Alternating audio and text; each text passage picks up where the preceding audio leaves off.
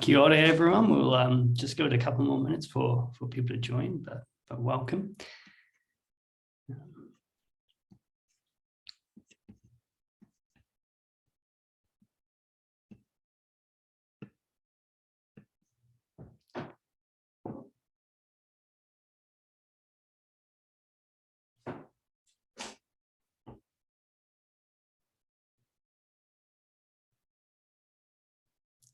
Cool. I think we've got enough. So we'll begin. Thank you, everyone, for attending the second day of ACE's Youth-Led Climate Migration Conference. We're very proud to be hosting this and in collaboration with Chatham House and a few other partners. Today is about the Sub-Saharan Africa and following on from yesterday's sessions on the Middle East and Latin America. So we're very proud to be a nonpartisan research centre focused on empowering youth voters to engage with democracy. We're constantly working to find new ways to engage youth voters and believe that unbiased, trustworthy policy information written by and for youth voters is essential to combating political polarisation. If you're interested in receiving invitations to similar events and updates about new research, make sure to subscribe to the ACE newsletter. I'll post the link in a couple of minutes when we get the first session underway. We've got quite an action-packed agenda today. We'll be talking a bit about climate migration and public health, a seminar on the impact of climate change on Indigenous communities in Sub-Saharan Africa. The third panel will be on UN preparedness for climate migration, case study being Kenya, sorry, session, not panel. The fourth session will be a climate change and displacement in the Levant region. And our final session will be a panel discussion on climate migration, which is being hosted in partnership with Chatham House. So all very exciting and a lot of good ideas coming out. So I will just load up the video for us and we'll get underway.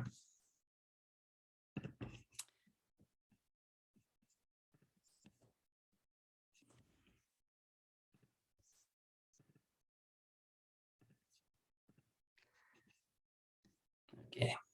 Hello, everybody. Welcome to the ACE Climate Migration Conference. My name is Kyle Rogers, and I am a research associate with ACE, having led both the public health and international development teams. I'm thrilled to be here with you guys today, and I will be presenting on climate migration and its impacts on health. So to start off, we need to define what is climate migration. And climate migration is defined as the displacement of the population due to resource scarcity, increased frequency of extreme weather events, or other factors caused by climate change. It is estimated that by 2050, there will be 143 million additional climate migrants coming from 3 primary regions, those being Latin America, Sub-Saharan Africa, and Southeast Asia. Going on, climate change, we need to know, acts as a multiplier for migration that is already occurring. That can be migration caused by social, political, demographic, or economic stressors, meaning individuals who are migrating for work, migrating to avoid persecution, etc. There are 2 primary pathways we see to climate exposure for potential migrants. One are people who actually relocate to climate adverse locations because of short-term economic, academic, or even familial purposes. Another are populations that are immobile and unable to leave climate adverse locations.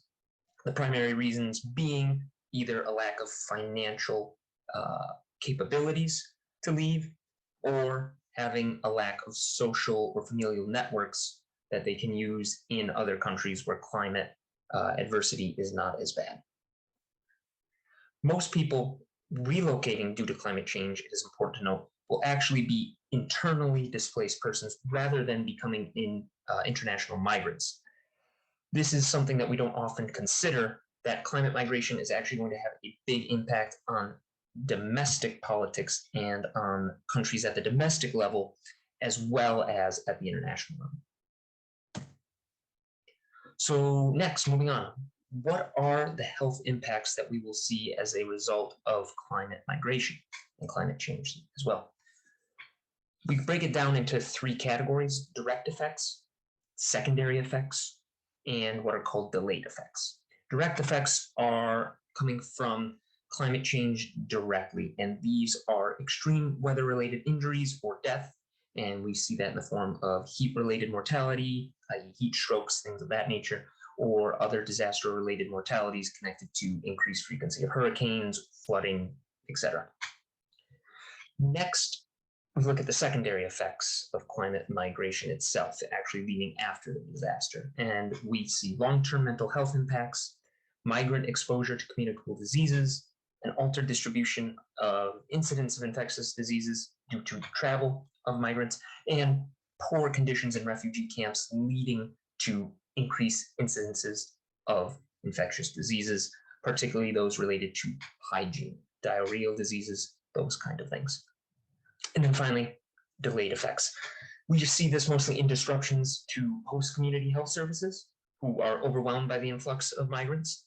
And this can lead to, will lead to an increased demand that puts strain on both the health system and the health infrastructure overall, and will impact both the host community and the migrants from getting or receiving proper health care.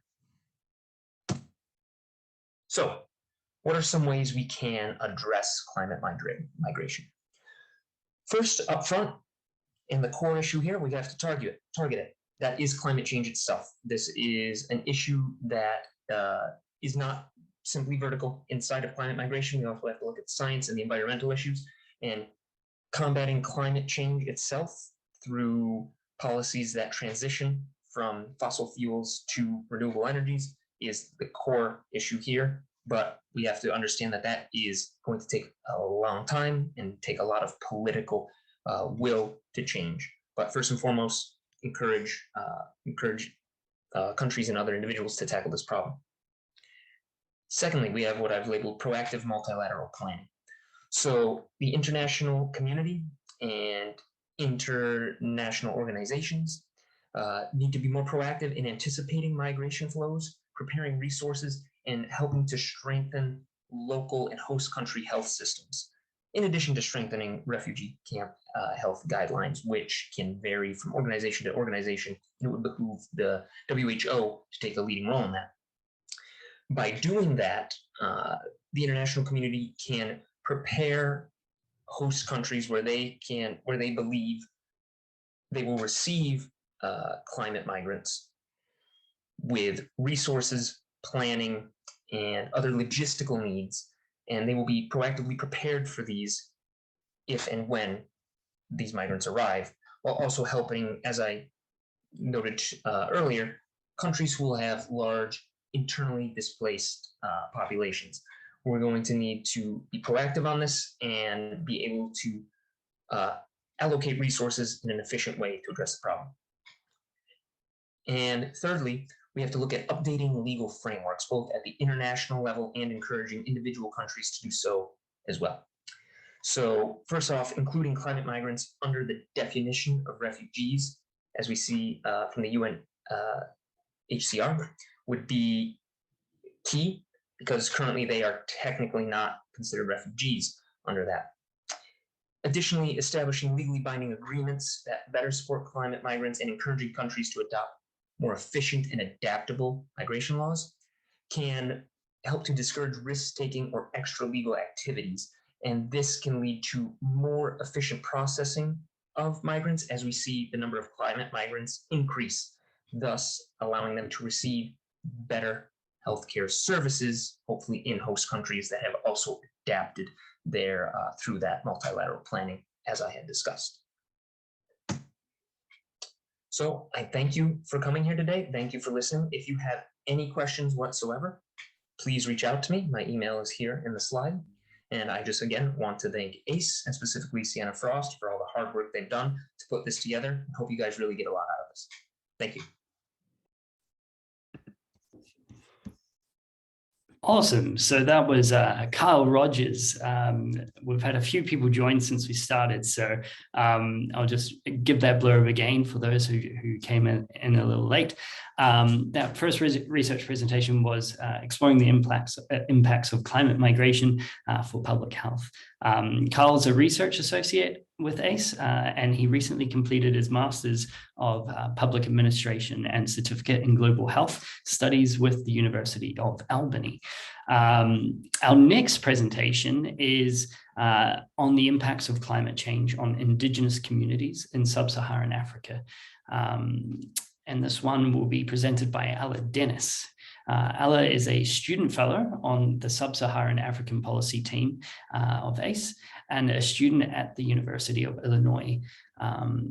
And she was recently awarded a Boren Scholarship to study Wolof in Senegal this summer. So congratulations to Ella for that.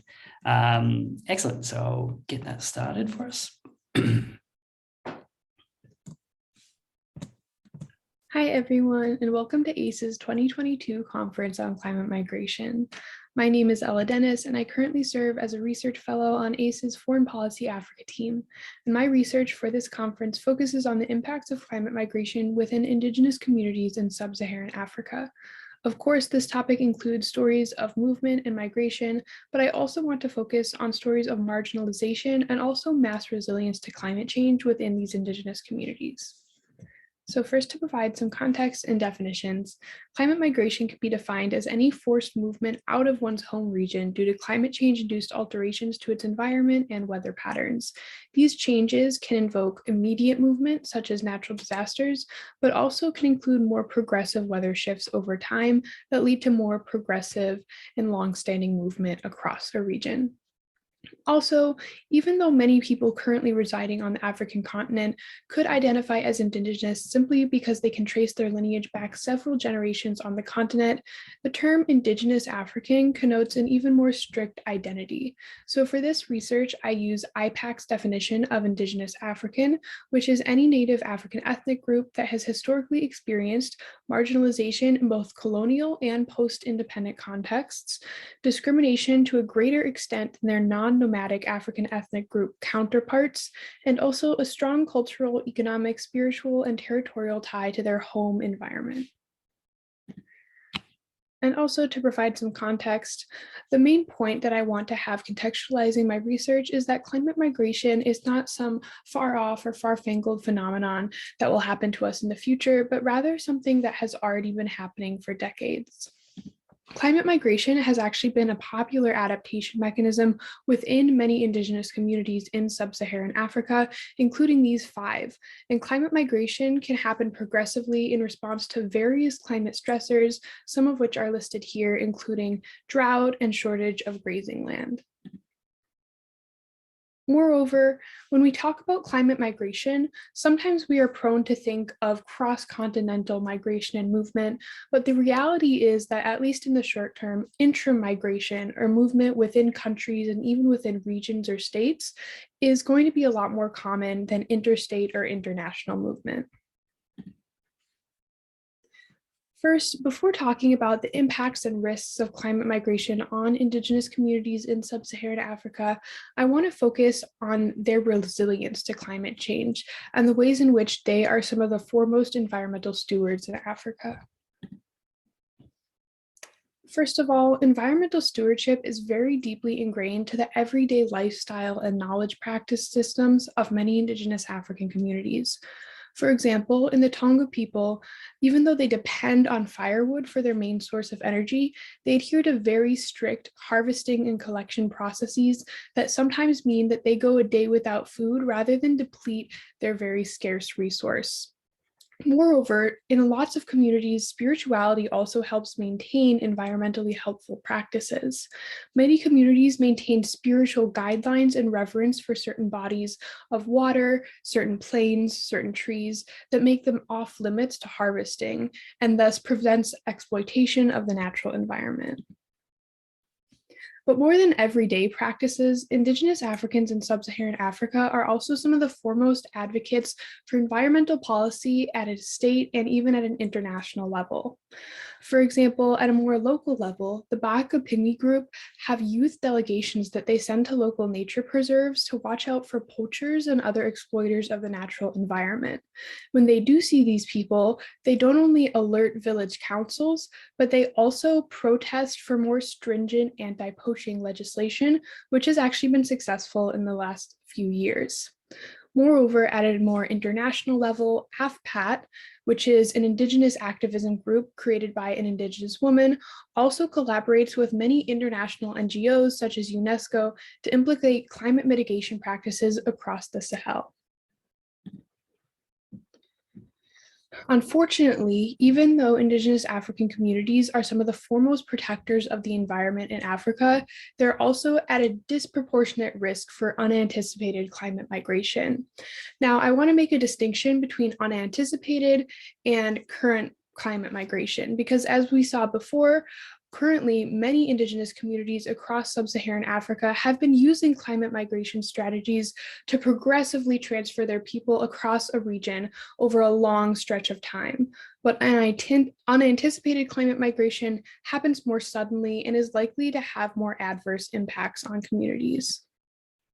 Unfortunately, Indigenous communities within Africa are much more prone to this unanticipated and sudden movement or displacement. And this is largely in part due to their lack of land rights. Currently, even though over 60% of land in Sub-Saharan Africa is curated or taken care of by Indigenous communities, only 3% of that land area is actually owned by Indigenous people. Now, this presents a lot of problems when it comes to climate migration and whether that migration can be progressive and adaptive or sudden and harmful. First of all, most of the land given to Indigenous communities by their governments is particularly unruly and delicate, which means that it is most prone to changes due to climate change. And moreover, when these changes happen and render their home environment more unlivable, it's going to be very difficult for Indigenous communities to try to migrate across land that they do not own or they do not have the deeds to. And because, as we saw earlier, they only technically own 3% of the land in Sub-Saharan Africa, this is going to pose many legal challenges when they try to migrate across land that isn't in their name, even though they do take care of it.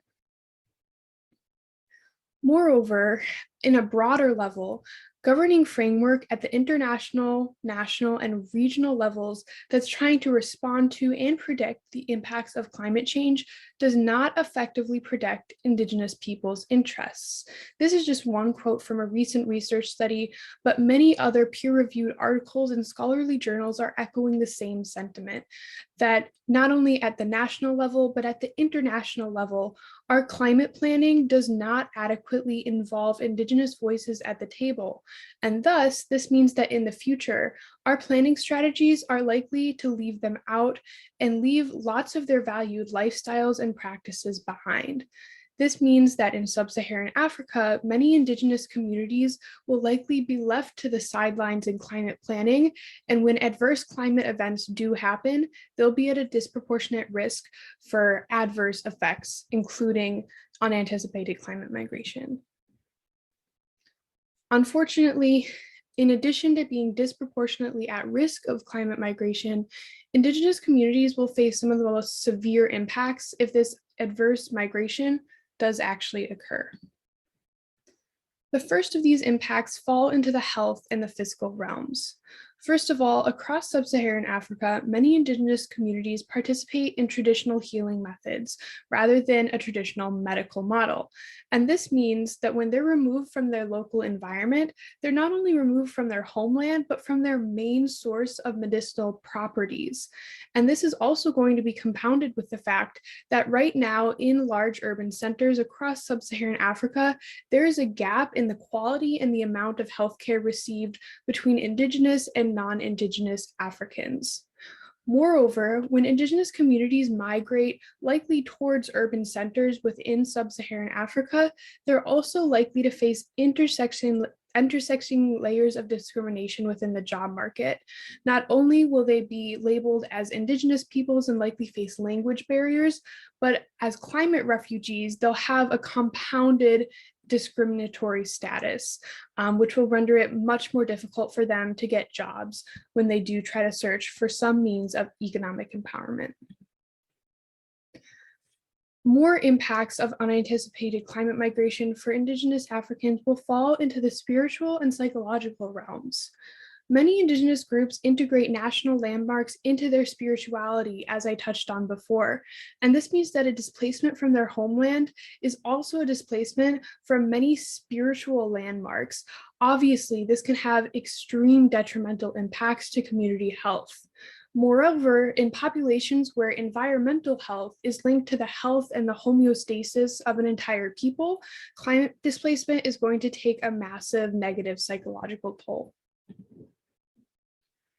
Moreover, in line with that, when people are taken out of their homeland, this also is going to disrupt the cultural knowledge transfer that happens between generations. Indigenous knowledge systems are both generational and deeply tied to ancestral lands. So when Indigenous communities are displaced from their land, this means not only a removal from communal networks, but also from their physical ancestral home to which lots of their knowledge and spiritual systems are tied. Again, this poses a major risk for the disruption of knowledge transfer between generations and may ultimately lead to cultural erosion. And finally, since we have talked a lot about how Indigenous peoples within Sub-Saharan Africa are some of the foremost stewards of their environment, it's no surprise that their unanticipated displacement from their land will cause major environmental consequences. For example, in Zambia, one researcher remarked that most endangered savanna species in the region would probably be extinct without the stewardship of the Tonga people.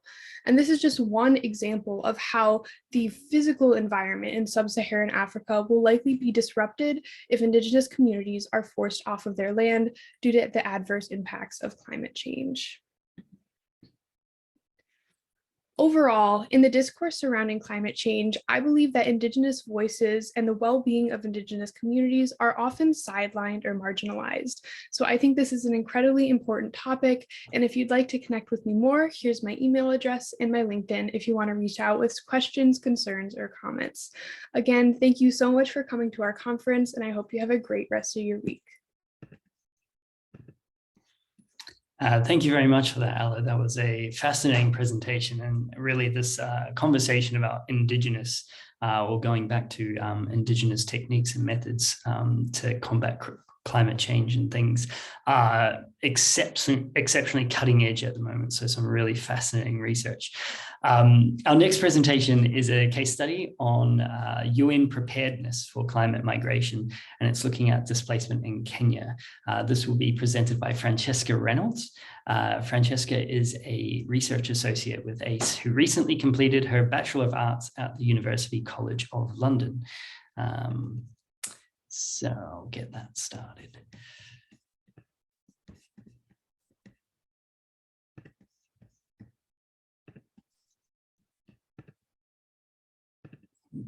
Sorry, I lost it.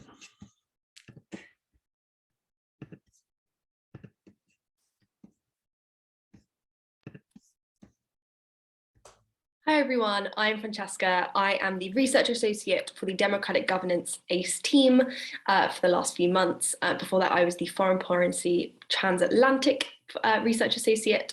Today, what I'm going to be looking at is the UN Preparedness for Climate Migration, with a specific focus in the Horn of Africa, and specifically in Kenya, looking at what the UN has recently been doing and assessing how likely it is that, based on what they've recently been doing, how likely is it they are prepared for the future of climate migration, how scalable, what kind of support they might need in order to support climate migration as it's set to happen over the next few decades. So firstly, let's look at what the UN currently has in place at a broader, kind of higher level. So broadly, there are kind of two internal organizations that are within the UN that operate on kind of migration issues. So the first one is the UNHCR, or the UN High Commission on Refugees. They operate in kind of three ways. So the first one is through law and policy. So they engage in lots of activism for greater protection of refugees. One of the key ways that they've been doing this for refugees at the moment, climate refugees, is looking at trying to get the special status that other refugees have, that countries can't send them back to the country of origin. And so getting that kind of specific legal status for them, for kind of climate refugees, and that kind of protection for them. The second thing is on operations. So the UNHCR does a lot of work on the grounds, running refugee camps and providing support for refugees and engagement with people in the local area, to ensure that people, these refugees, are properly supported. The third thing is the Global Compact on Refugees. This is a framework for sharing the responsibility for refugees between nations, and trying to make sure that they are properly cared for wherever they are. The second internal organisation that the UN has is the International Organization for Migrants, or the IOM. They provide, in many ways, similar support for similar kinds of people that the UNHCR does. But the important distinction is that the UNHCR helps people with the specific refugee status. So it's those who face a kind of severe threat to their lives upon returning. The IOM can help people who have, significant challenges in the place that they were born, but don't help the people who fall under the refugee category, but also help lots of people that try and move to areas that are more desirable for them, that have better opportunities for them. So lots of more people fall under the IOM categorization, or the kind of IOM remit, than the UNHCR. They operate in a few different ways. Many of them are quite similar. So the first one is kind of policy work and advocacy. The second is research, understanding how people move and how we can support them better. The third one is on capacity building and operational activities, so helping people on the ground, providing support for people who are moving. And the fourth, and this is quite important when it comes to looking at climate migration, is the Global Compact on Migration. It's the first kind of international treaty of its kind, specifically looking at migration and the kind of under the auspices of the UN. It was quite revolutionary is the wrong word, but quite new in that it talked about climate migration specifically and the kinds of specific challenges that are going to be faced by climate migrants and how they can work to solve those. So a lot of really important stuff in that document. The final way that the UN helps people at a kind of quite broad level at the moment on an international basis is with reporting. It's often overlooked, but quite often the reports that initially draw international attention and force governments to act are reports that were done with funding and support by the UN. They're quite useful for validating complaints of populations and are vital in kind of garnering that immediate response and support of people on the ground. It's a really important role that they often play in problems. So now let's look at climate migration, specifically in the situation in Kenya. There are a few things to note. So the first one is that Kenya actually has a very long history of internal migration with quite a significant nomadic population, lots of people who work the land, people who farm and make a living from livestock. They quite frequently are quite mobile, moving their kind of livestock and their people, because for a long time, the land has been very difficult to work. So they've required some level of kind of a nomadic lifestyle to make that work. However, with recent years, the climate has become a lot more difficult. So lots of years on years of droughts. Specifically, what we're going to be talking about today is the kind of current problem where they've had one of the most significant droughts in the past kind of 4 or 5 decades. And all of the trends and all the reports seem to suggest these are getting more frequent and much worse in their kind of intensity and length. And also similar problems of climate kind of change in the region has also caused things like locust swarms that have devoured crops and made it incredibly difficult. This has left 3 million people struggling in Kenya, but specifically over 2 million facing deep food insecurity, which is a very concerning thing when looking at that kind of a size of a population. Another thing that climate migration has kind of caused in Kenya is an increase in refugees from neighbouring countries. So for a long time, Kenya has had a significant number of refugees living within its borders, many from Somalia, previously as a result of conflict in that country. What we're seeing now is conflict and political instability combining with climate change and droughts in the Horn of Africa, creating a significant number of refugees in Kenya that's adding to problems of food insecurity and droughts, placing greater pressure on their kind of food supplies. That's made the situation quite challenging and very kind of concerning when looking at it from an outside perspective. What is the UN currently doing in Kenya? So again, looking at the kind of three ways that the UN helps internationally. The first one is the UNHCR. They've been vital in running these refugee camps. They are the ones that have run the two largest refugee camps that individually hold well over 250,000, and combined you have well over 500,000 refugees currently living in Kenya, and many of those in camps run by the UNHCR. The second thing that they've been doing is working very closely with the Kenyan government. The Kenyan government very frequently express a strong desire to close the camps within Kenya. And this is something the UNHCR has been working to kind of try and calm those tensions and work to support what the Kenyan government wants to do, whilst also supporting the people in there. So running things like, as referenced in these slides, voluntary return programs to encourage people to move back to countries where it's possible and safe for them to do so. This has now been made more difficult recently as more people have been coming back in as a result of drought.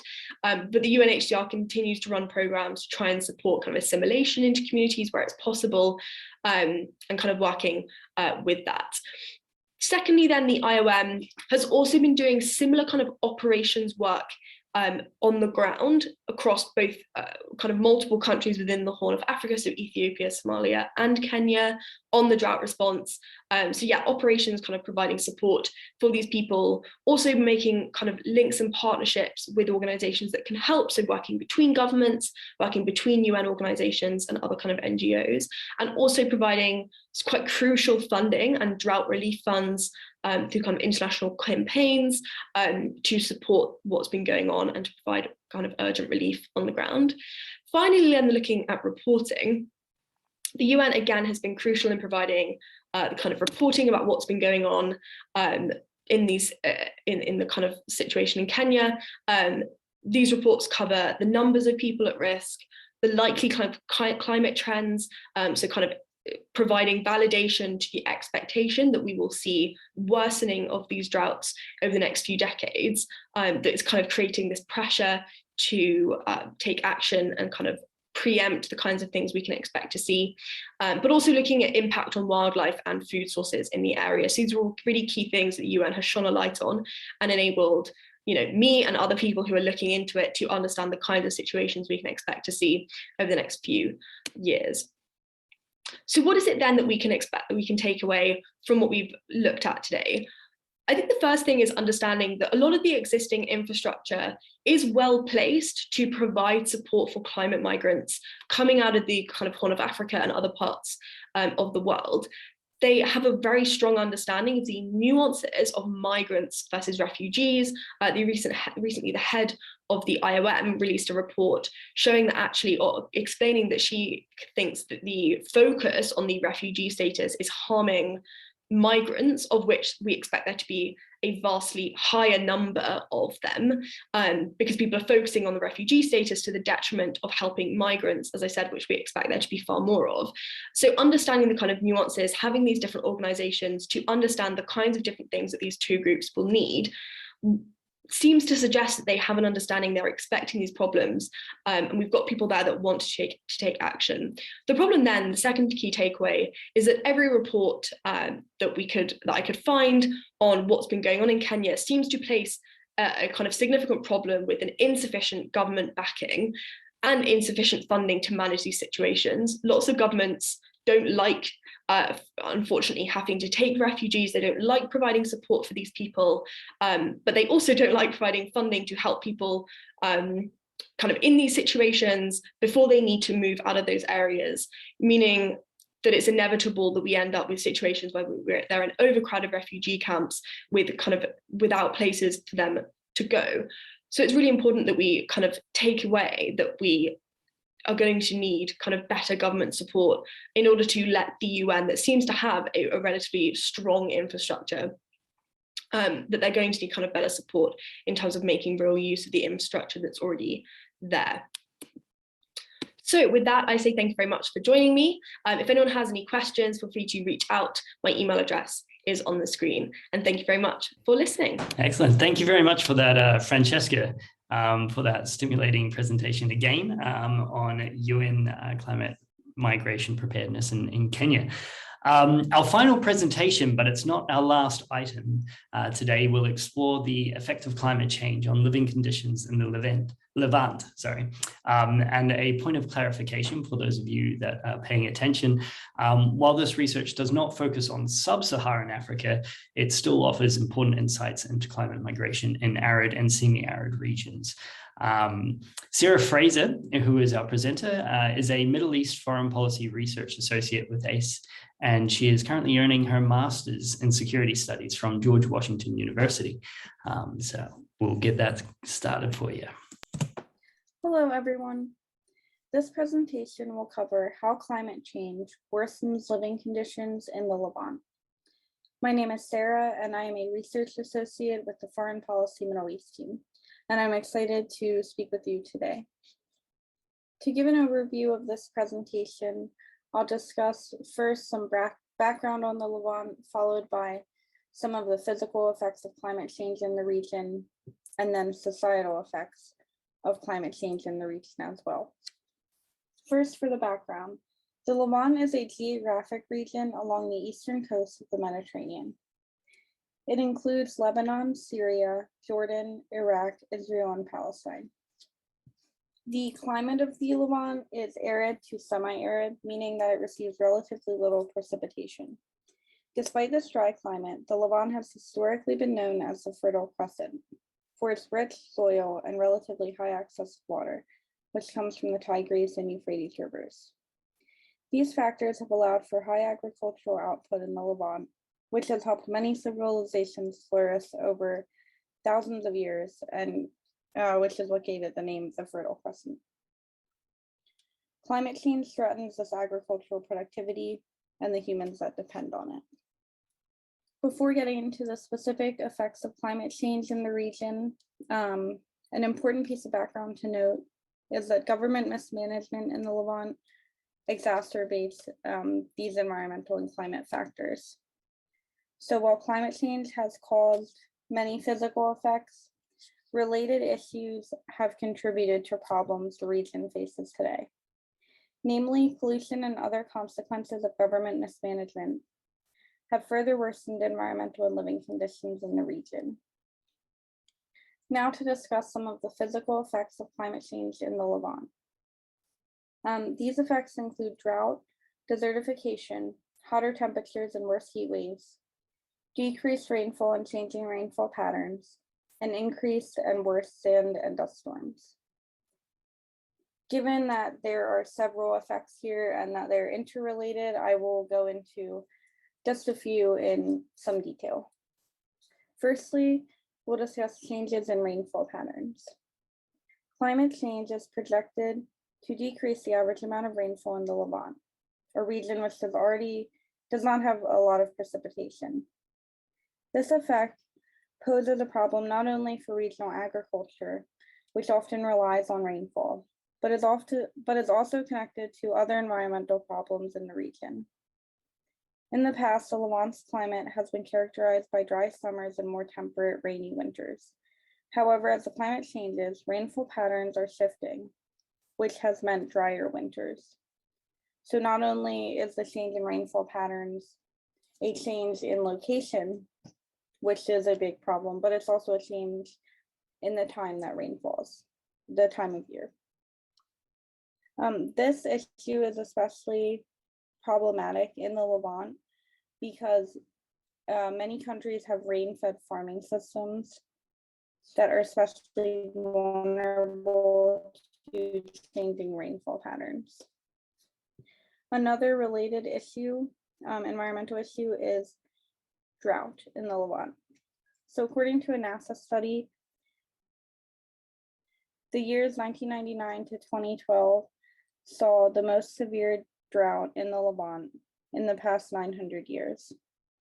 During this recent drought, the Levant was 50% drier than at any point in the past 500 years. Due to climate change, droughts in the Levant and elsewhere are expected to become more intense, last longer, and set in quicker. And that has certainly been the case in the Levant in the past few decades, and specifically in the past decade. Drought also leads to other related issues like changing rainfall patterns does. These include desertification, hotter temperatures and heat waves, and sand and dust storms as well. So these physical environmental effects can have negative effects and changes to society. And now we will discuss some of these effects on living conditions in the Levant. These include water scarcity, food insecurity, more disease and illness, increases in climate migration, the subject of this conference, worsening economic conditions, and even social strife and conflict. And again, we will look at a few here. So firstly, we'll discuss food insecurity. As temperatures continue to rise, water supplies continue to fall, and environmental degradation continues to worsen, food insecurity is likely to increase throughout the Levant, and in fact already has. Agricultural productivity has and will continue to decrease because of droughts, desertification, and dust storms. These problems damage crops and can remove nutrient-rich topsoil from the land, which further reduces food production. Food insecurity has serious public health consequences, especially for children, since malnutrition can stunt development physically and intellectually. Additionally, food insecurity can lead to climate migration, as has happened in Syria and other countries in the Levant. Specifically, food insecurity and crop failure can lead to mass displacement of farmers who cannot remain in their homes after they lose their source of income, as well as their source of food and sustenance. So to discuss climate migration, another effect of climate change is an increase in forced internal and international migration. This is occurring throughout the Levant and is the result of extreme weather events like severe flooding, which can temporarily displace many people. And also slow onset events, such as desertification, which may permanently displace people. As more and more areas become uninhabitable, climate change has already and will continue to cause the mass displacement of millions of people in the Levant.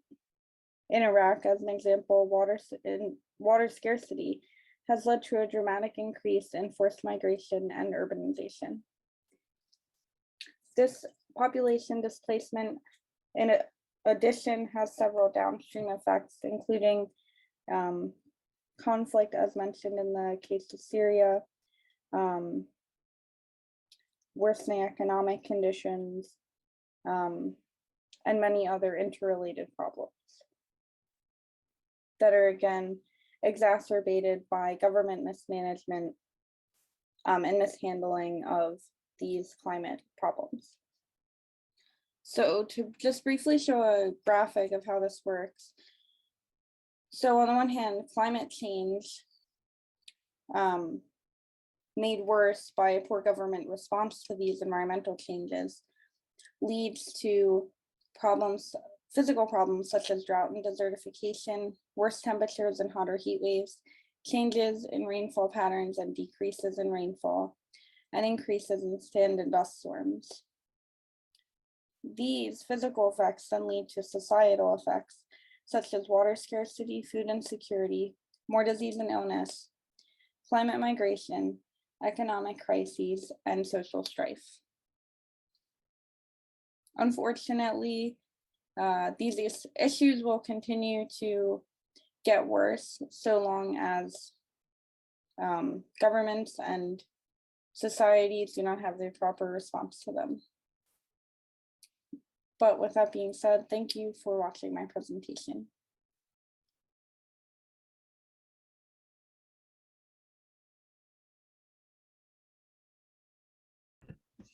Cool. Thank you very much for that, Sarah Fraser, from the George Washington University. As we've seen today and in yesterday's presentations, climate migration is obviously a complex and multifaceted problem. So our last event is a panel discussion in partnership with Chatham House's Common Futures Conversations program. It will be hosted by Aidan and features 8 climate activists from across Sub-Saharan Africa who discuss their views on youth activism and climate migration policy. So my name is Ella Dennis. I'm a student at the University of Illinois Urbana-Champaign, and I also work as a foreign policy research assistant at ACE on the Africa team. As you all probably know by now, ACE is a nonprofit think tank headquartered in the United States that aims to provide nonpartisan policy information to voters so they can be more informed at the ballot box. And we're currently holding the world's first youth-led panel and conference on climate migration. So first, it would be really great if we could just all go around and introduce ourselves. So we could do name, and I'll paste this in the chat too, name and pronouns if you're comfortable. My pronouns are she, her, by the way, it's in my student name too. Age, city and country of residence, and then an issue that motivated you to become like engaged in policy. My name is Gerald Kihara Mushiri, and I am Kenyan-born social scientist. I'm also the founder of a social entrepreneurship initiative called Social Assistance Welfare. I am involved in a lot of initiatives that touch on social entrepreneurship. I'm also a member of the Queen's Commonwealth Trust and a Queen's Commonwealth leader. And I am also a member of the Chatham House Common Futures Initiative. It's my pleasure to be here. And my interest in climate change actually evolved as a result of my research in e-waste, that is electronic waste. Thank you.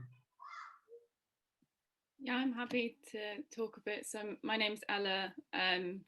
I'm 24. I'm based in London. My kind of day-to-day job is working as an analyst at ERM, which is a sustainability consultancy.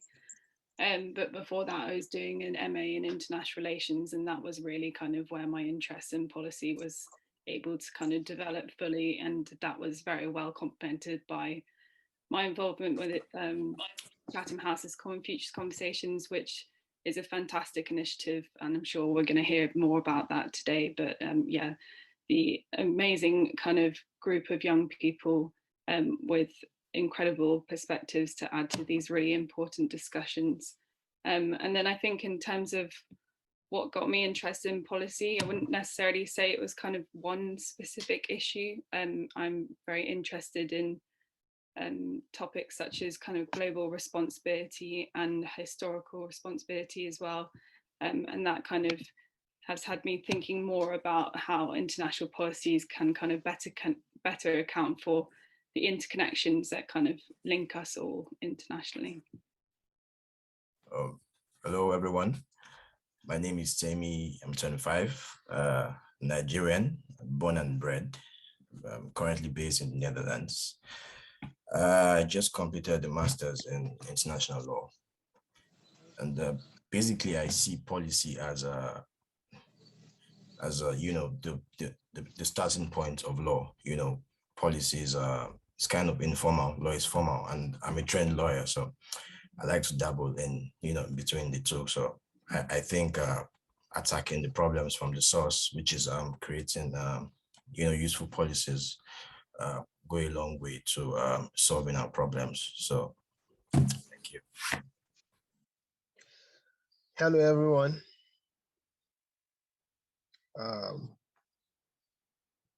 My name is Suleiman Nuhu Mukhtar. I am from Nigeria. and I am currently a student of Ahmadu Bello University, Zaria, studying veterinary medicine. And I am a member of the Common Features Conversation of the Chatham House.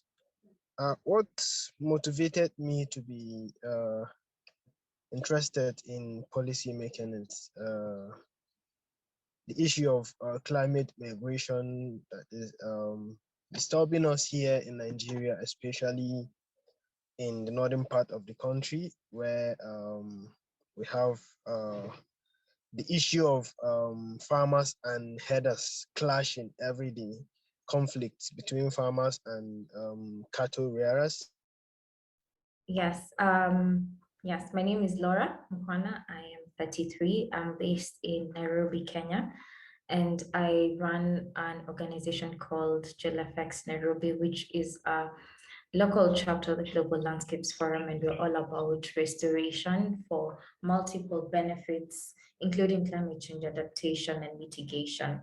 So what motivated me to become engaged in policy is the need. I saw the need to, we have various environmental issues facing the world, and those are really global issues and they affect everyone in the world. So I saw policy as a way of dealing with these issues. We need to start first by having the policies in place to ensure that we can address these issues.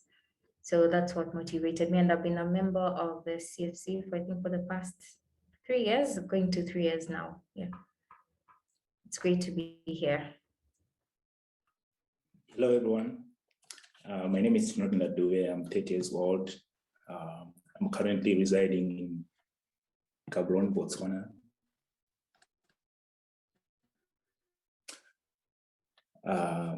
The issue that motivated me to Emcee is my passion to fight poverty and inequality.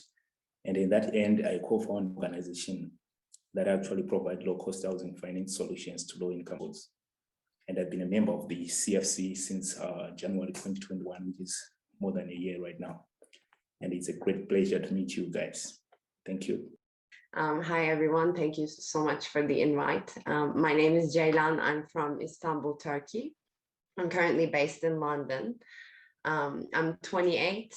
I currently work as an emerging markets analyst at a firm called Oxford Business Group with a focus on the Middle East and Sub-Saharan Africa. I've basically been involved, like politically active in my own ways since very early on in my life, I'd say, because of the geography I come from. But what really got me involved in policy has been this awareness that there are rule-making procedures that take place across the most fundamental aspects of the global economy, that carry enormous implications for my country, but over which my country has no say. So that led me to really take an interest in the systemic problems, inequities, and imbalances embedded in rule-making processes. Currently, like climate regime is one very important one of those that is intertwined with many other policy areas as well. So this led me to academic training and professional work and policy recommendation publishing processes with respect to the different areas of globalization that require reform. And in hopes of discussing these with others like myself that take an interest in these topics and in human and environmental welfare all around the world, I joined CFC, and it's been absolutely amazing. So I'll take this moment to thank everyone for all of the interactions we've had through that so far as well. Thank you. Thank you. I think I'll go next. Thank you all for your presentations. They've been really inspiring. I'm really excited to be here. My name is Lucia. I'm 27 years old, and I'm Spanish, but I'm currently based and studying at the University of Oxford's Preparedness School of Government. I'm studying policy here. So what really got me involved into policy was what Tammy said resonated with me. I'm a lawyer myself, and back home I was very involved in civil society movements and working as a lawyer for asylum seekers. And basically, just through being involved in legal work, I realized that rather than applying policy, I was more motivated by pushing towards improving it. So that's why I became involved in migration, both from civil society movements and also in policy in the EU. So that's it on my side. Really excited for the conversation. Well, thank you so much, everybody, for introducing yourselves. It's a pleasure to meet you all, and I want to echo what most people have said so far. I think this is going to be a really wonderful discussion. So before we dive into a topic of like climate change and climate migration, I'd love to hear a little bit more just about the program that is Common Futures Conversations and what you all have taken from it. So first of all, could somebody explain like what is Common Futures Conversations? Tell us a little bit about like the purpose of the program and what it entails, so our audience can know a little bit more. I'll interject. The Chatham House Common Futures Conversations is an initiative that was created by Chatham House to bring together young policymakers from Africa and Europe to be able to build consensus and engage on vital issues such as climate change, racism, and inequality, and be able to give them a voice at the table, so to speak. It's one of the most profound initiatives I've been a part of, and I'm quite proud of what they created. And I'd also like to state that it has also opened a lot of opportunities, not just for me, but for a lot of us. Like I got into climate change not because I had an interest in it, but as I had said, but because I had an interest in electronic waste. And it has opened so many other paths and doors that I could not have foreseen or envisioned. So I would say it's actually doing or bringing young people together, and by very innovative means through the use of virtual technology. And that's how I'd sum it up. That's my take. Thank you. Wonderful. Thank you so much. Yeah, that was a wonderful overview of what the program is. And yeah, I agree. I think it's a really awesome initiative that achieves its goal of bringing different voices together. I'd love to hear from like a handful of you about why you decided to join Common Futures and like what motivated you and what did you hope to get out of it when you first joined? So for me, I'm someone who is really interested in international development. I'm an international development passionate economist. So what I did is I've seen the housing challenges that people actually face, like in my community, like starting back in my original country, Zimbabwe. And then I developed a low-cost housing finance solution that can help low-income households.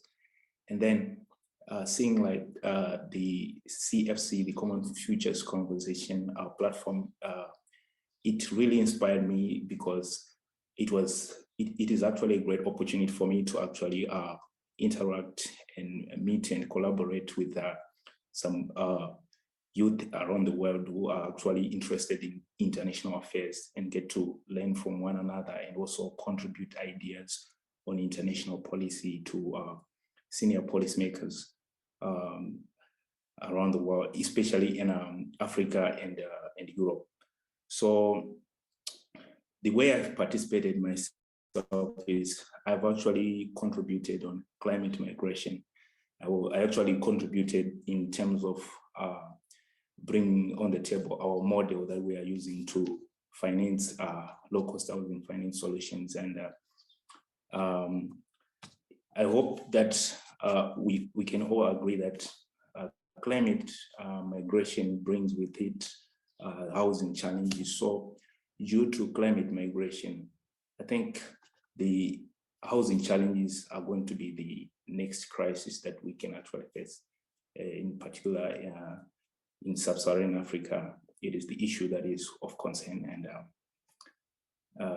so that's how I participated. And I was actually vouching that I hope that there's going to be support for small and growing businesses who are running similar models in trying to help people achieve housing as a right for everyone. And yeah, that's what really motivated me so that I can join the conversation on a global platform.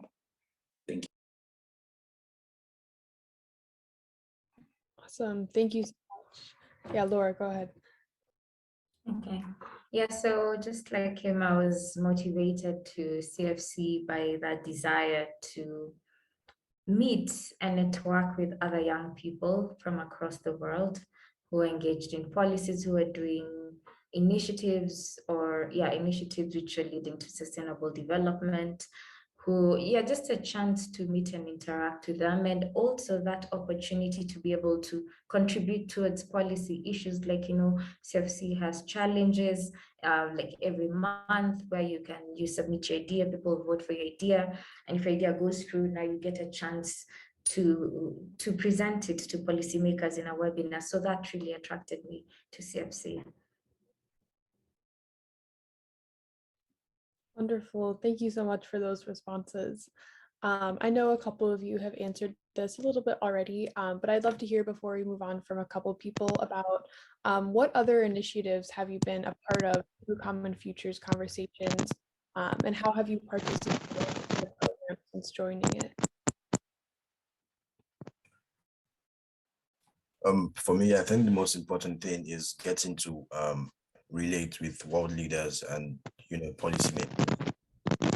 We're given the chance to ask questions, and I know we've hosted a couple of presidents and decision makers, so we can ask our questions and we get to hear what they think about the issue. So I think the platform basically has bridged the gap between the youth and the policymakers. I think that's what's so unique about it.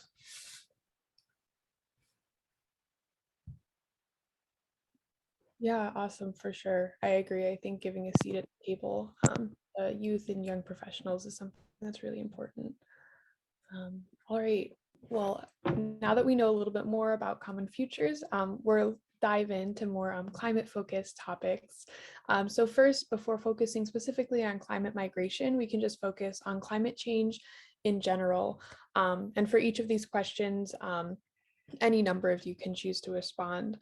So the first one is, why do you think it's especially important for youth to engage with policymakers on issues relating to climate and the environment? I actually have, I think, a few functional and one of substance reasons surrounding this question. Number one is that everything that the decision makers decide on today carries huge implications for us, in that we will be the ones who pay the price both for the negative repercussions of inaction, but also for whatever policy solutions are selected for implementation. Every guarantee they give, everything they choose to put aside out of short-sightedness or any other interest that might come at play, we are the ones who pay the price. We are the one, we're not the future, as many like to say it. We are very much so the present day. So it's only natural that we need to have a seat at those tables and be able to express what our vision of what the future should look like is, so that, and we have the responsibility to force our own agenda almost, to define the scope of policy options available to the decision makers. This is one. At the same time, we have the power to do so. We as voters, as consumers, as the most energetic, and also some of the groups that are living under the most precarious conditions in the world, we have the ability to do this and harness this energy towards the outcomes that we would like to see, especially because it's such initiatives like CFC show that there's people from 49 countries or something like this that are there, and we actually relate to one another more from a basis of values standpoint than likely we do with people from our own countries in other groups. So we have the opportunity to, and the tools to actually get together make use of these through the exchanges and like present our views in those exchanges. But the part of substance, in my opinion, is that much of the bottleneck that relates to climate and environment policy solutions relates to the problem of equity and the disagreement between developed and developing countries surrounding the asymmetry between emissions and burden sharing. For example, when it comes to the risk of exposure to impacts or the cost of emissions mitigation and adaptation, these issues have very real implications for the way in which norms and rules and tools are designed. And it means that today we have to actually think, as the international community that every plea addresses, we have the responsibility to actually think deeply and form educated opinions surrounding these topics of responsibility, accountability, commitments, solutions, all of these things, and decide very deeply on how much we are willing to sacrifice, I'll say it there. So I think that these are the reasons why we need to particularly engage as young people with policymakers in every aspect of climate and environment matters.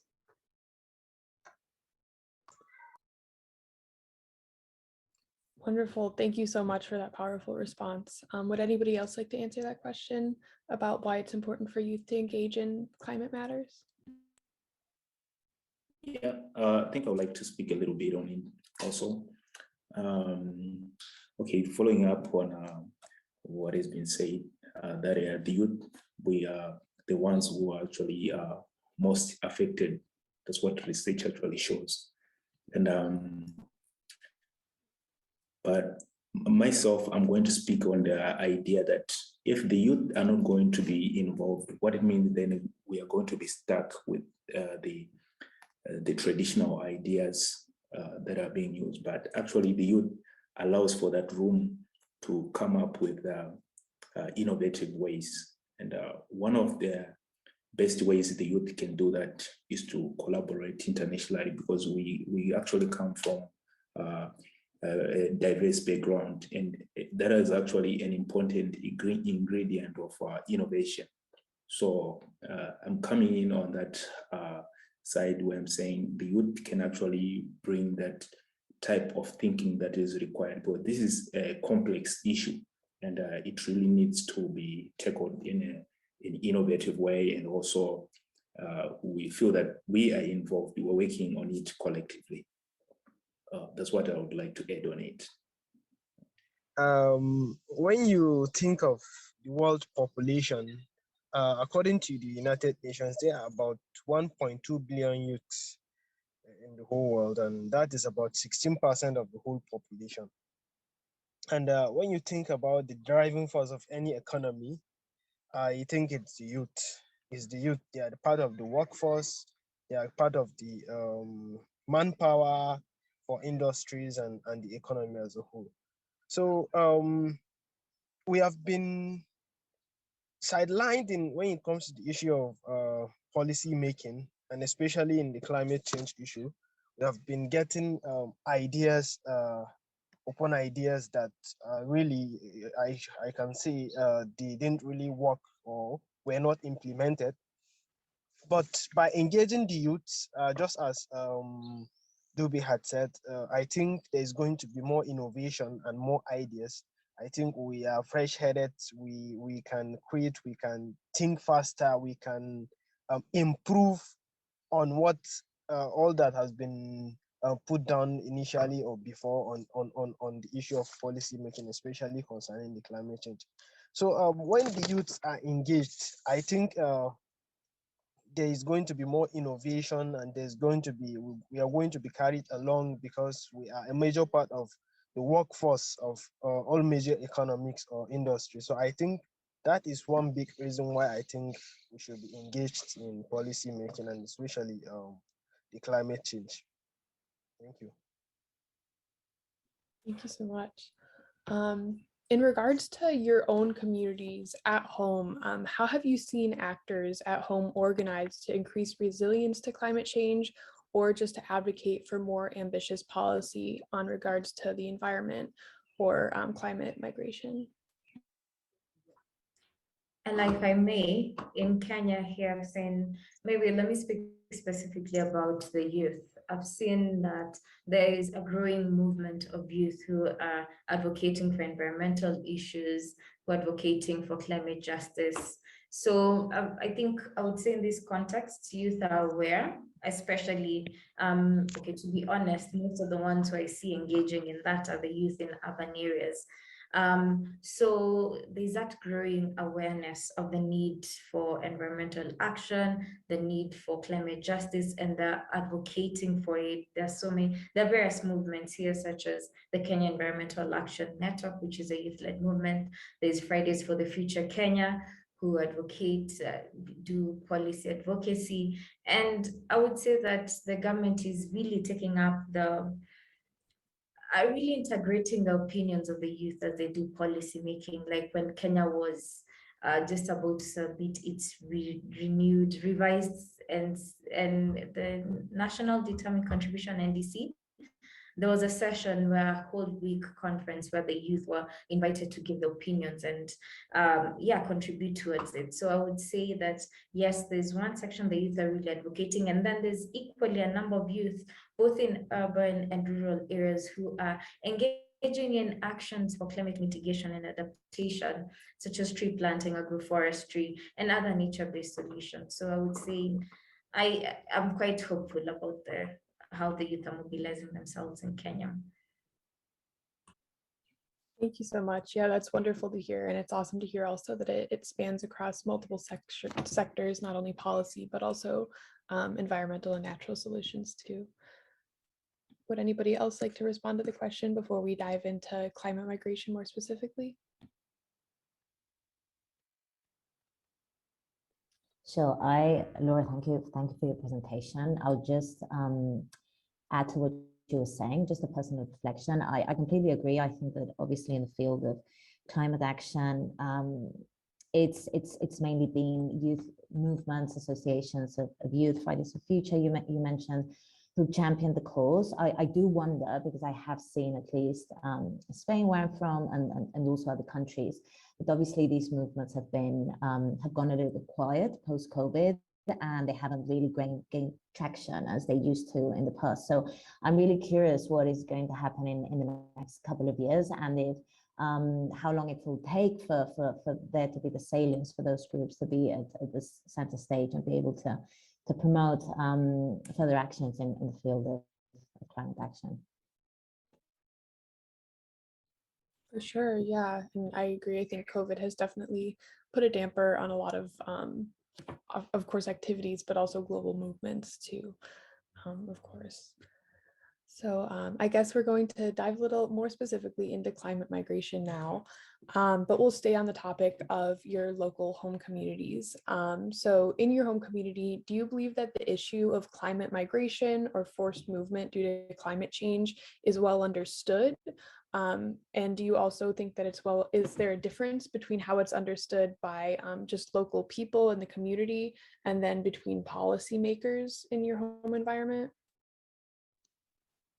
I think a lot of people still don't understand that there's a climate change problem, and this is due to the fact that sensitization and awareness is not high enough. Generally, the policymakers know that there's a problem.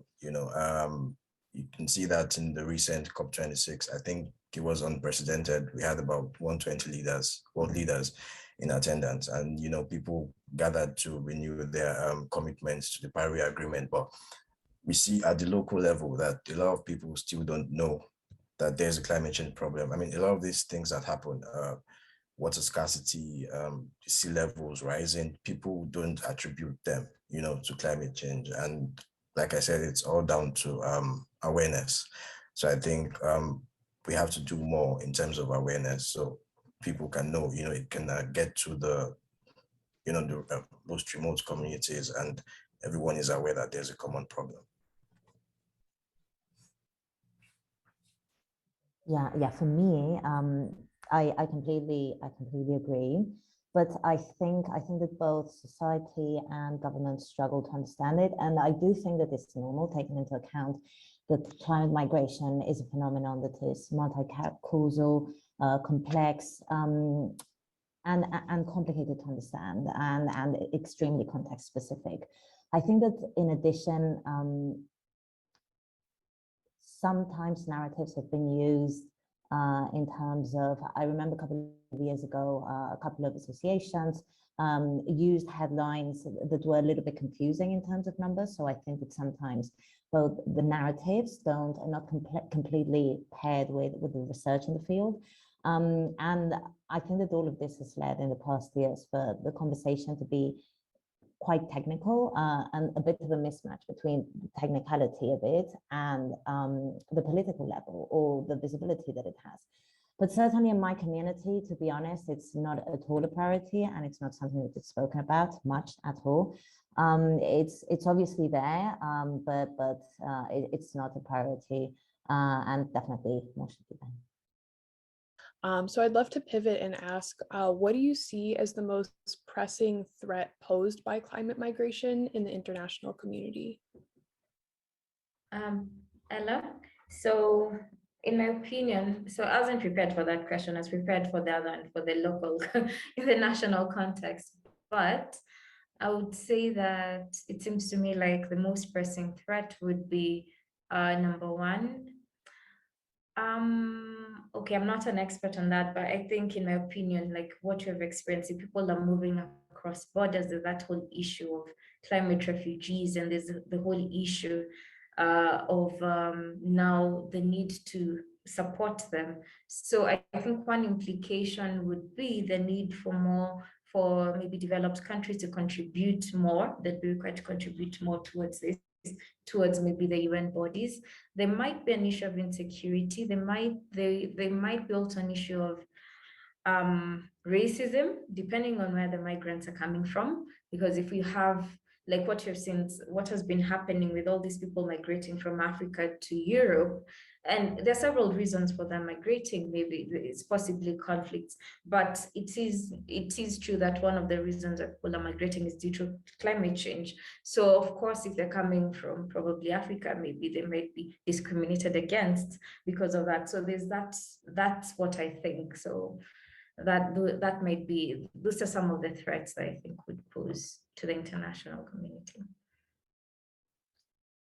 Yeah, for me, I'm thinking of two in particular, but one I think that the whole phenomenon is really a big challenge to the world order and how the international community is set up. So maybe the two biggest organizations that work on this in the field, IOM, the International Organization for Migration, and UNHCR, within their mandates, struggle to respond to this. And then together with this is the fact that, Laura, I really liked what you said, because I definitely agree that there's a lack of commitment by countries. And there is a lot that could be done in terms of funding and financing of climate adaptation, but there's a lack of commitment by countries. And I know that the World Migration Compact, which was this negotiating procedure that started a couple of years ago, was aimed at being an interstate negotiation to achieve specific goals that could be enforced. And due to the US pulling out, and then other countries,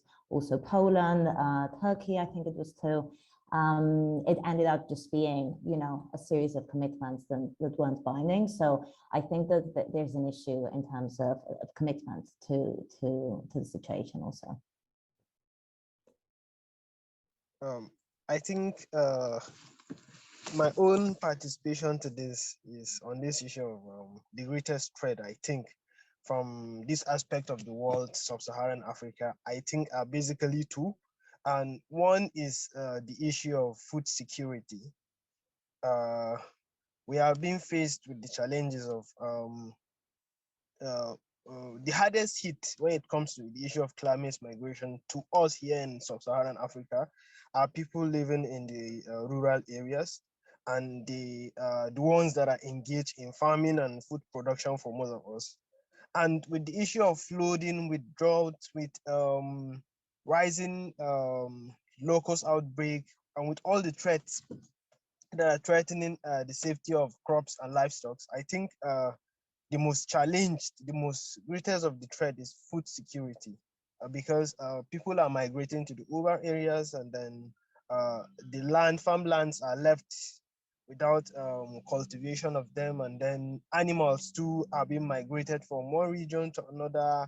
There is clashes between farmers and those owners of the animals, and then which threats the livelihood of both the farmers, the farmlands, and also the animals that provide, of course, nutrition and protein for us. And then the second threat, aside food security, I think this issue of climate migration will serve as a multiplier of pandemic if it is not taken seriously, because we have the issue of migration from one place to another. People could carry disease, mutation could happen, and all the issues. And then when I say pandemic, it doesn't necessarily have to be from humans alone, human pandemics. I think animals too. There has been increase in outbreaks of avian influenza, mutated strains to be specific, H1, H5N1 in Kano and some areas of Nigeria, and which are all tied to the issue of climate change and issue of climate migration.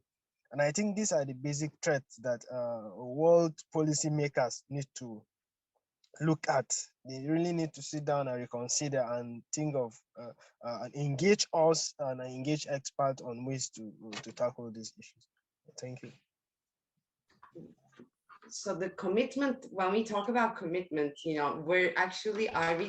we need to be discussing specifically what is the commitment that is not being fulfilled, because these things haven't just come to the agenda in the last 10 years. There's been a climate regime that's being politically negotiated and agreed upon and designed for decades at this point.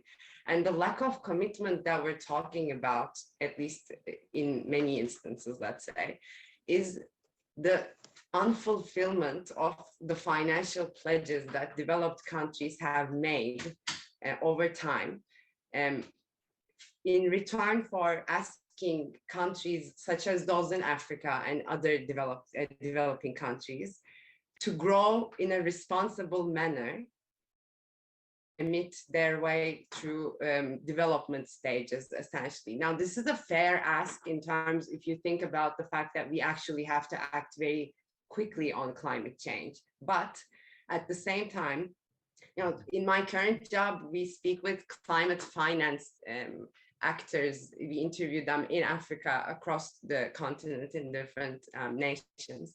And when we ask them about pushing about climate finance, about pushing the sustainability agenda through the financial capital markets, they actually sometimes laugh at us, because they say, there is no electricity in parts of this country. How can we talk about, it's too much of an ask to do so if you aren't going to put your money where your mouth is, essentially, and the technical information. If you look at the distribution of existing funds for climate, for example, Climate Policy Initiative, I think, looked at the latest data from 2019. 5% of all tracked climate finance goes to adaptation. All else goes to mitigation, for example. That means there's no money in comparison to what's actually needed, which actually is calculated at a staggering 7 trillion a year. The need of funds to tackle climate change is only 5% of total flows is actually going towards resilience building activities, if those pledges are realized at all. Intellectual property rules surrounding climate abatement technologies, the same idea. Competitiveness concerns, same idea. So this is why, actually, in my opinion, it's so important for us to engage with these things, because it's probably important for people in Europe and the US to know that they are, their countries are responsible for 3/4 of the stock of emissions in the atmosphere, that an average refrigerator in America contributes more to emissions than an average person in Sub-Saharan Africa. So, and they should know that all of these rules that make it infinitely more difficult to address these issues from now are also being insisted on by developed country governments and entities. So our commitment needs to so the commitment that needs to be fulfilled comes from developed country entities, and it's on us to demand this accountability. Is the wrap up. Thank you. Yes. Now, I was just adding to what Suleiman was saying about the threats, and I think one thing that I'd like to stress on is that whole issue of security, not just apart from food security, like you mentioned, conflicts which are happening between pastoralists and farmers in Nigeria. And that's the same thing that's happening here in Kenya, because as people are migrating, I think pastoralists are among one of the most vulnerable groups, and they're going to be, and they do migrate, that's traditionally what they've done, but it seems like there'll be more migration and they might be displaced due to more frequent floods, more frequent droughts. And it's already in Kenya here, we have several pastoral communities who clash when they migrate. You have the Samburu against the Borana with the Somali, and in the Tana River Delta, which is in the coastal part of Kenya, we have the Orma pastoralists clashing with the Pokomo farmers due to that whole thing of migrating in search of pasture. So I think security and well-being is a major threat that's posed by climate migration that needs to be addressed. I would also just add as well that I think sometimes when we discuss climate migration, as with any form of migration, the discourse kind of becomes a bit fixated on movement, and it kind of omits those experiences of migration that often kind of are a mix of moving and then also having that movement frustrated or stopped or kind of barred in some way. And actually, when we think about climate stress and issues of environmental degradation, often, especially in situations of sudden onset disasters, it's actually immobility rather than mobility that poses a risk to life.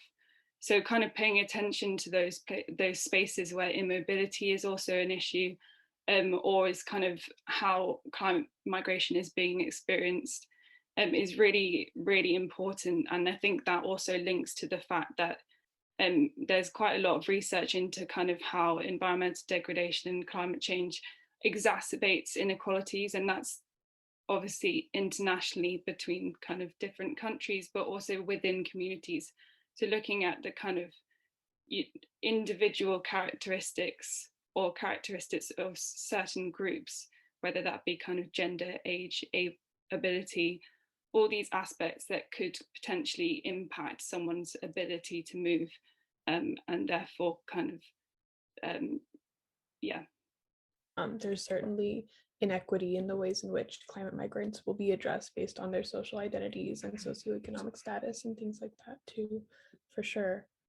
I want to be mindful of everybody's time, so I think the last question before I open up the floor to you all to ask questions to each other or to me is, how can young people get involved in improving the situation surrounding climate migration?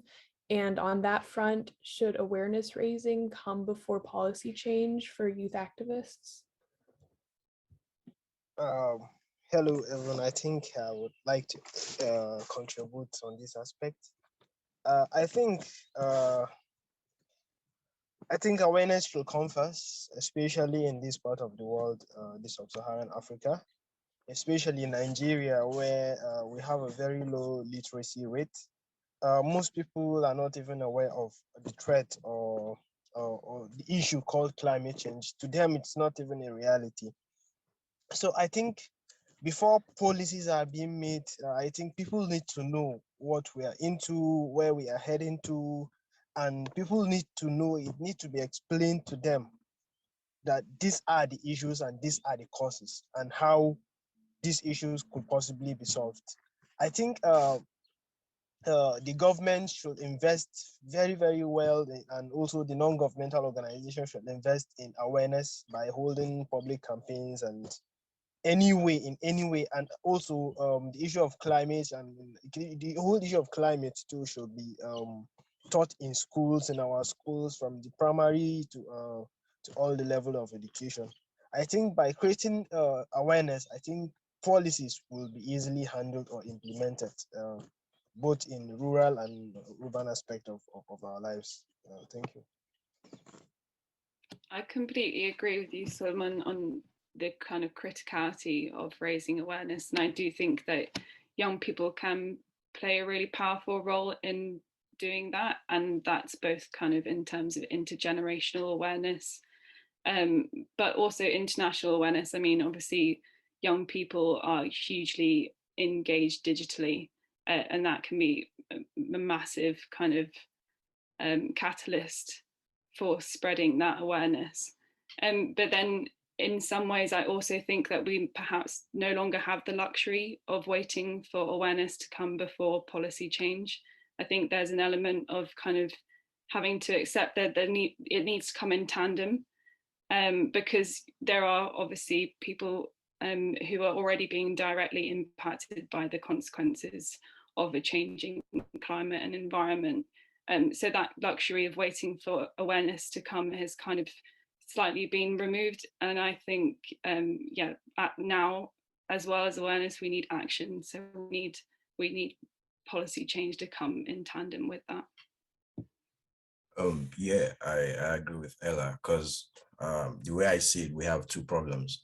There's a problem of policy, and then we have the problem of mitigation.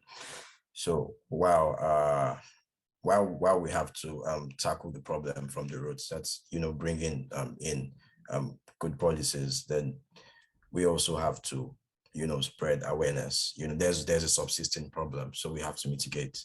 And at the same time, we also have to spread, awareness. So I think they're equally important and should be managed simultaneously. There should be a balance. Yeah, I completely agree with Ella and Tammy. Maybe if I could I think the issue of climate migration is too grave to delay. If we say that we first do awareness and policy, we're really delaying it. Because if I can share some statistics from the Greens, I think it was called the Reynolds report, it says that this is just an estimate from the Lake Victoria Basin region, that they're saying climate migration hotspots could emerge as early as 2030. And then by the year 2050, could have between 16.6 to around 38 million internal climate migrants within the region. So I think the situation is too dire for us to wait for people to know about it. They need to go hand in hand. And when we talk about policies, we need policies to cut greenhouse gas emissions. We need policies that create awareness about climate migration. We need policies that promote green and inclusive growth. And we also need policies, I think I've mentioned 3 policies, and they embed climate migration into development planning. So those are the kind of policies that we need, and we cannot afford to delay. Wonderful. Well, thank you all for your brilliant responses on that. I want to make sure that we have time to open the floor before we end. So if anybody has anything else that they feel like they didn't get to verbalize, or any questions that they want to ask either each other or me, you have the floor, so go ahead. Yeah, I was just really interested to know, because we've obviously got such a fantastic room of people. I was interested to know from everyone here, kind of whether you've seen or be part of a specific method of raising awareness about climate migration that you thought was particularly impactful. No, I think I've never. Okay, climate change, yeah, that's something that's widely spoken in the environmental spaces in Kenya, but climate migration, to be specific, none. I've never heard any of that. Yeah, I would like to add that I think climate migration has been, it's been around for a while, but I think it's still kind of like an emerging area. I mean, people are just getting to realize that these mass migrations are caused by climate change. So I think, on the climate change level, there's a lot of awareness. Everyone knows that there's a problem, and mostly it's been centered around the emission of greenhouse gases, rising sea levels, and all that. But I think it's really good that we're starting to see that, you know, mass migrations, you know, can be caused or are being caused by climate change. So I think, you know, on the awareness level, it's still a little bit, you know, below, you know, the others, but I think we're getting there. Okay. Myself, the way I see it is the issue is now being understood very well. I may agree with you because looking at the frequency of the events that are occurring, like events that are happening, like recently we just had floods in South Africa that has claimed a lot of lives, that has caused a lot of damages. So people are now not only seeing it just because of the information that's being spread on maybe global warming, say the temperatures are rising. It's not only that, but people are actually seeing that there is a lot of damages that are actually, there are a lot of disasters that are actually coming. But the awareness that I'm seeing that is lacking is one, when you talk of internal displacement that is within country, that one is not well understood. But this one of this, which was caused by natural disasters, this one is well understood. So that's what I can say between the two, to say we have climate change and its effects that is being understood in terms of natural disasters occurring. But in terms of other issues like what is happening within a country, that one as well is not well understood, if I may say. I mean, I thank you, Ella, for your question. I think it's really interesting to think about it. For me personally, I feel like I haven't seen any campaign that has been particularly memorable in the field, and I think that that's part of the issue, is that we don't associate it with mass movements, right? But if you think about Syria, for example, the country has been in the biggest drought in like the past 100 years. You know, there's very high connections of like conflict, climate induced phenomenon, and then conflict, which leads to migration. So I think that part of it starts with visibility, and visibility of reasons to migrate, which I think sometimes is a little bit confusing. But yeah, I to be honest, I haven't seen any particular campaigns that focus on this and on bringing awareness of specific climate-induced displacement. I've never seen any actually either, which I guess speaks to the whole problem.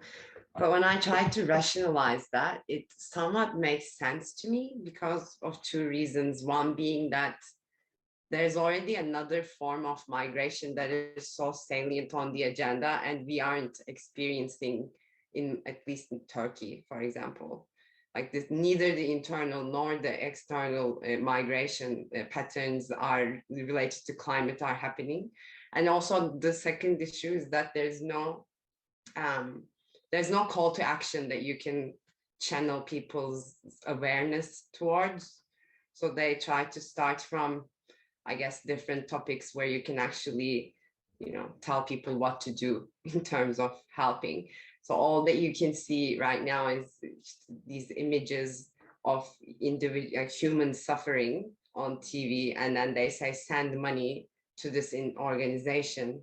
But I'm not personally even sure if there's like a, you know, non-UNHCR, non-IOM organizations that could actually do very fundamental beneficial activities in support of climate migration as things stand either.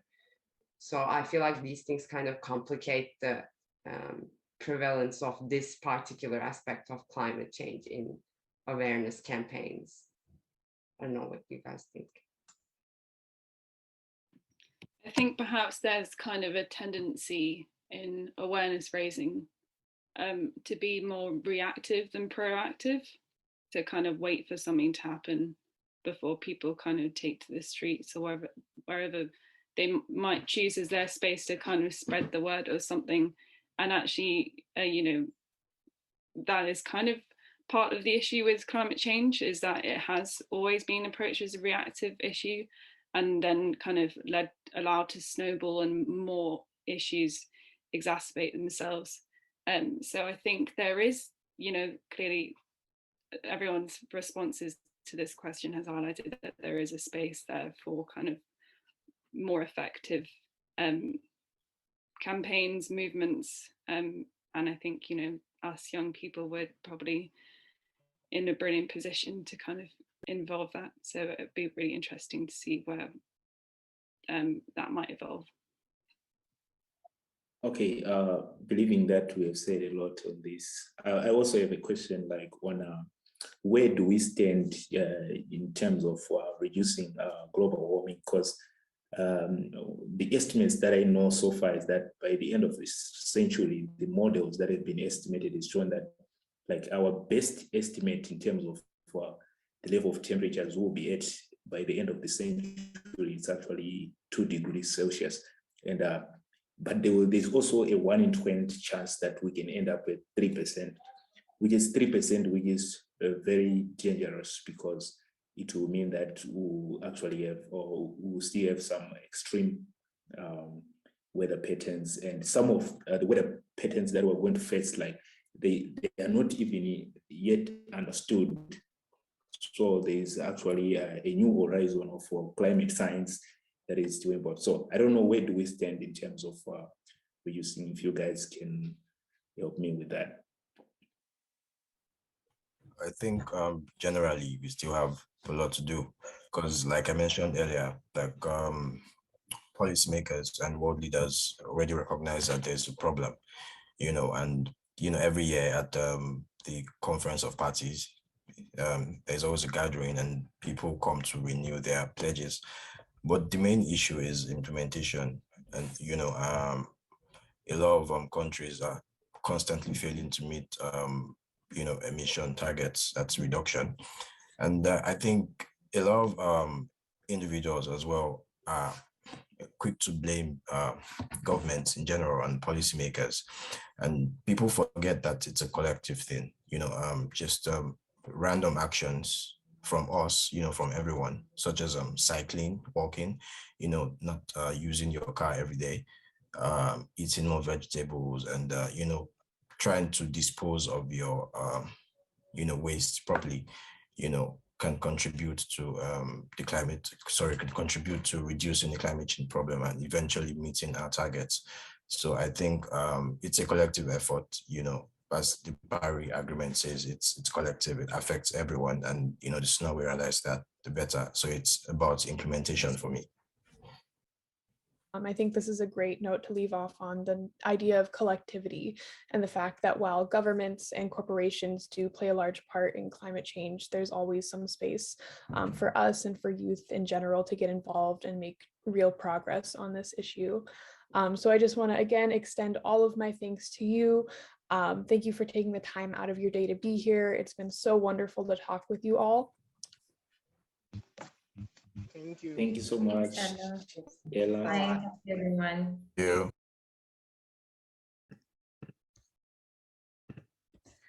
Excellent.